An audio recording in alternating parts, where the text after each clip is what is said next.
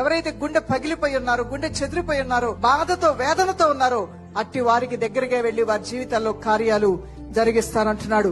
ఉదాహరణకు మనం చూస్తే యోహాను సువార్త 11:35 లాజరు చనిపోయినప్పుడు మార్తా మరియా ఏడుస్తూ దుఃఖంతో ఉన్నప్పుడు ఆ ఇంటికి యేసయ్య వెళ్ళాడు. ఆ ఇంట్లో వారు చెప్పిన బాధలు ఆయన విన్నాడు. వారు కన్నీరు కార్చడం ఆయన చూశాడు. మరి మీ సమస్యకు నేను పరిష్కారం చూపిస్తానన్నాడు. సమాధి చేయబడినటువంటి లాజరు యొక్క శవాన్ని, లాజరు బయటికి రా అనగానే జీవము లేనటువంటి శవంలోనికి జీవం వచ్చింది.